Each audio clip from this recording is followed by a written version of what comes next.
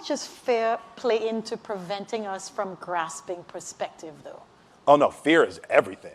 Yeah, like if there was one concept that I would suggest to people to take a daily confrontation with, is fear. The problem with fear is that it lies, right? So fear tells you, hey, you know, if you say that to that girl, she's gonna know she has you, you know, and she'll never really be attracted to you if she knows how much you attracted to her. Don't say that. No, how we get her is when she walks by, ignore her.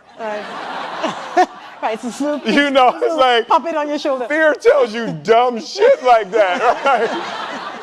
You know, so, you know, for me, the daily confrontation with fear has become a real practice for me since about three years ago. I went skydiving in Dubai, right? And skydiving is a really interesting confront with fear, right?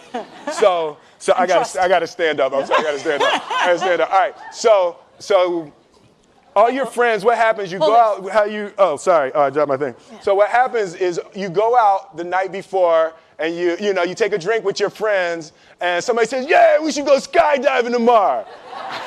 And you go, "Yeah, we'll go skydiving tomorrow." Yeah. And you go, "Yeah." And everybody goes, "Yeah." Right? And you go home and by yourself, you're like, Right? You're like, well, I mean, they was drunk too.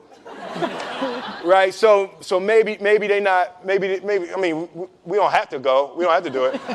So then that night you're laying in your bed and you just keep, and you're terrified. You keep imagining over and over again jumping out of an airplane, and you can't figure out why you would do that, right? And you're laying there and you have the worst night's sleep of your life, but you still have the hope that your friends were drunk, right? So you wake up the next day and you go, down and you say where you were going to meet, and everybody's there. You're like, oh, shit. All right, cool, right? So you get in the van and you don't know that your friends had the same night that you had, because they're pretending like they didn't. They're like, yeah, man, my uncle's a Navy SEAL, and this is going to be great. I've been looking forward to this. And you're like, oh my God. And your stomach is terrible. You can't eat and everything, but you don't want to be the only punk who doesn't jump out of this airplane. So you get there, and then you have this safety brief. And you're standing there, and the guys will tell you, well, if the chute doesn't open, what's going to happen is well, why the hell, what could happen? That the chute wouldn't open, right? So you do a thing, and what you do is your first jump, you're attached to a guy who is going, he's going to walk you out. So you go, and you get there, and there's an airplane, and nobody's stopping. Everybody's still going. So you get onto the airplane, and you're sitting there, and it's extra because you're sitting on some dude's lap, some stranger. You're sitting on his lap, and it's like, you're trying to make small talk. Yeah, man. So you be jumping with people all the time, huh? Right? So, and then you just want to make sure, you got kids, right? You got people you need to see, right?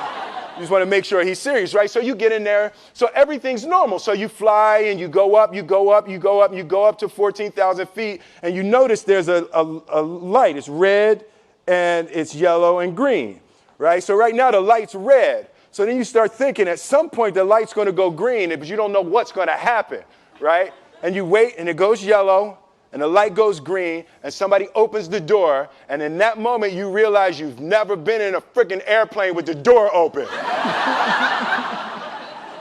Right? Terror. Oh, sorry, I'm spitting. Oh, sorry. No, terror, right? So you go, and then, if you were smart, you sat in the back so you don't go first, right? And then people start going out of the airplane. And you go, and the guy walks you up to the end of the thing, and you're standing, and your toes are on the edge, and you're looking out down to death. And they say, on 3. And they say, 1, 2, and he pushes you on 2 because people grab on 3, right? Right? and you go, and you fall out of the airplane, and in 1 second, you realize that it's the most blissful experience of your life. You're flying, right? It doesn't feel like falling, right? It's like you actually are kind of held a little bit by the wind, and then you start falling, and there's zero fear. You realize that the point of maximum danger is the point of minimum fear. It's bliss. It's bliss. And you're flying.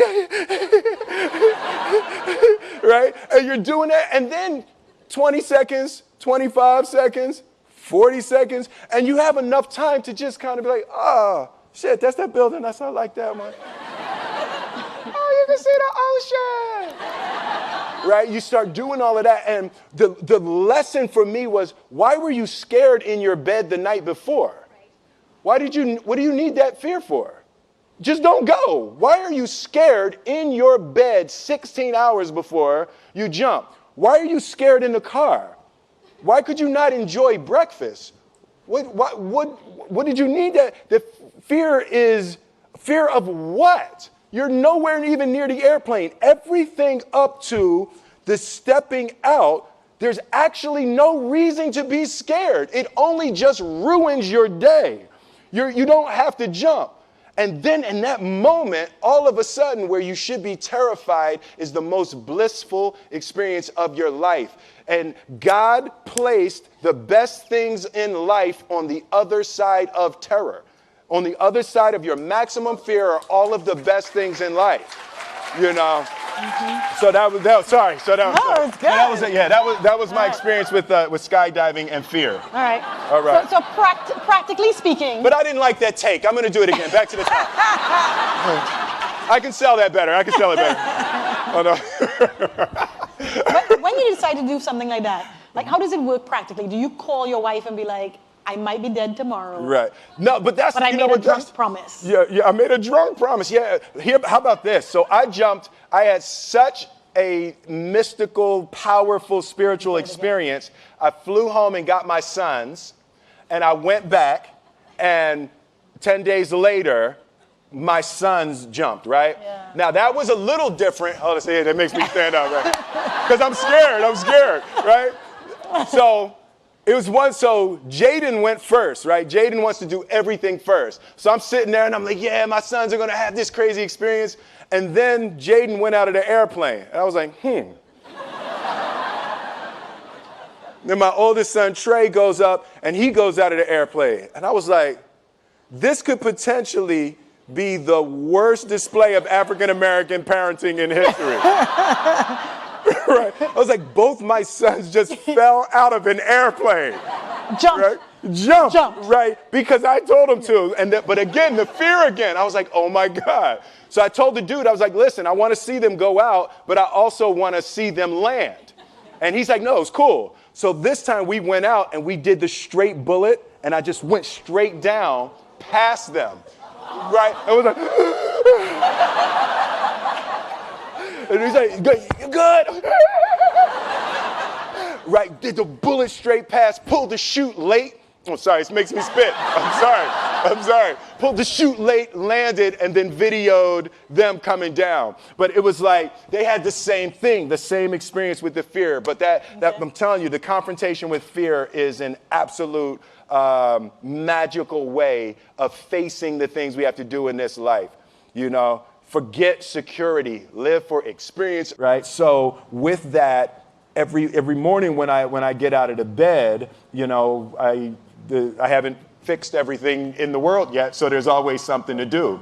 And in this film, I read an interesting quote for the Siddhartha Gautama, the Buddha. He said that good people have to get out of the bed every day and try to empty the ocean with a ladle, right? And I thought that was, you know, I knew that was profound, and I paused for a second, and I said, all right, what the hell is a ladle, right? right? So that, I touched it on my iPad, it's ladle. Oh, it's like a big spoon, Okay. As we it's say, like a Philly. soup spoon, yeah. It's like a soup spoon. I was like, why are you a soup spoon? So trying to empty the ocean with a soup spoon, as the mentality of how you wake up every day to try to do good in the world. So for me, I'm really driven by continually trying to elevate my mind and elevate my spirit and care for my body, and to be able to love as many people as effectively as possible with this mystery of life that I've been given.